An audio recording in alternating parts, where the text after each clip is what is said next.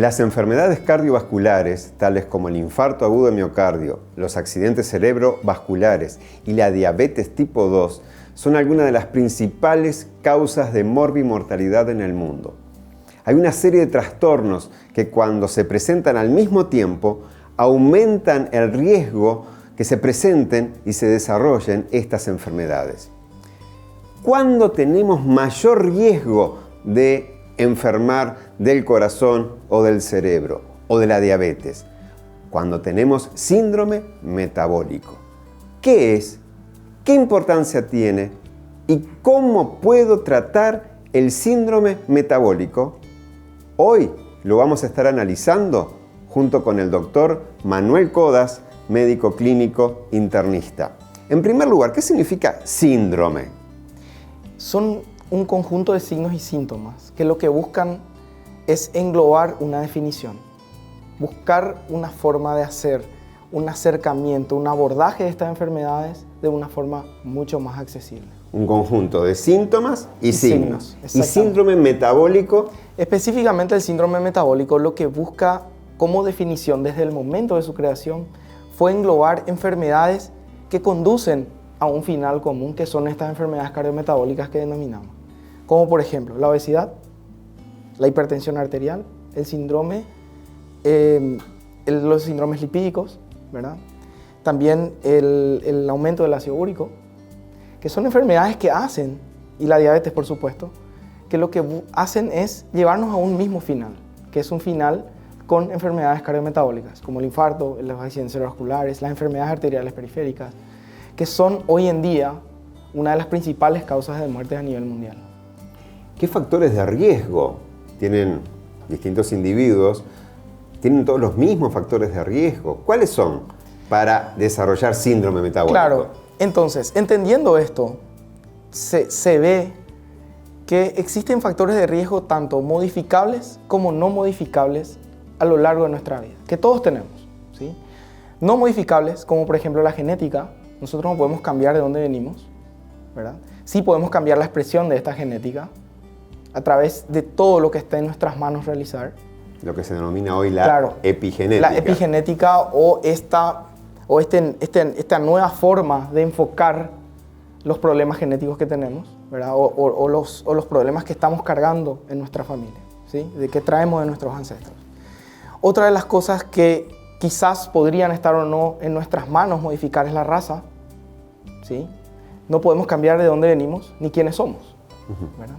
Pero sí, como te decía, podemos cambiar esta expresión a través de nuestro estilo de vida, ¿sí? Entonces, es muy importante entender que tanto la alimentación como la actividad física, como el acceso a la salud que tenemos, lo que hacemos con ese acceso a la salud, las enfermedades que nos diagnostican, todo tiene una injerencia en esta vía común que es el síndrome metabólico.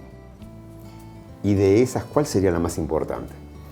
Probablemente, si es que tenemos que evaluar, sería el estilo de vida, indefectiblemente. Ese cambio en el estilo de vida que ayude a controlar todas estas enfermedades que no deben ser abordadas por separado. Y, por lo tanto, entender, creo que ese fue el cambio más importante en este último tiempo, donde se enfocó todo el síndrome metabólico desde el sobrepeso y la obesidad, donde se introdujo esta nueva definición, donde el síndrome metabólico está enfocado desde el sobrepeso y la obesidad. Manejar como primera fuente, o sea, obviamente manejar todos los factores al mismo tiempo, pero dar un enfoque agresivo al sobrepeso y a la obesidad. Y obviamente se entiende que esto sea un problema para nosotros porque actualmente, o sea, tenemos un problema con los médicos mismos en el abordaje, ¿sí? Hasta hace un tiempo hablamos de la obesidad como un factor de riesgo. Y la obesidad es una enfermedad. Y la obesidad tiene que ser afrontada como una enfermedad crónica, incurable. ¿Yo podría tener síndrome metabólico sin tener obesidad? Sí, podrías tener síndrome metabólico sin tener obesidad. Eso podría ocurrir. Ahora, el gran problema es que la definición de obesidad es la que está cambiando. O sea, tenemos que evaluar realmente si tenés o no obesidad. Porque antes todo se basaba en algo que se llama el índice de masa corporal, que creo que es conocido para todos, ¿verdad? Es el peso por la talla, ¿verdad? Con una fórmula y sacamos. Pero hoy vemos que existen muchos pacientes con un índice de masa corporal normal que sí tienen obesidad, que tienen un alto grado de grasa visceral o de grasa corporal total y un bajo nivel de masa muscular. ¿Sí? Ok. ¿Cómo puedo diagnosticar si yo tengo síndrome metabólico o si quien nos está escuchando tiene síndrome metabólico? Claro, lo primero que tenemos que entender es lo siguiente. Para poder afrontar y enfocar el tratamiento del síndrome metabólico, tenemos que buscarle a todas estas enfermedades dentro de un paciente. Un paciente que acude al consultorio o uno mismo tiene que entender que si uno tiene hipertensión arterial, tiene alguna alteración lipídica, ¿sí? Y tiene diabetes tipo 2, ya es un paciente de alto riesgo cardiovascular y ya es un paciente con síndrome metabólico. A ver, yo puedo estar en mi casa sintiéndome bien, en aparente buen estado de salud y sin embargo tener síndrome metabólico. Totalmente. Y por lo tanto tener riesgo de... tener algunas de estas enfermedades cardiovasculares, las que estuvimos hablando al principio, ¿verdad? Que aparecen no, y claro, en un momento. Si bien la mayor parte de estas veces realmente no tenés un aviso, ¿sí? Nosotros, la mayor parte de las veces, nadie nos dice, bueno, te va a pasar esto dentro de 6 meses.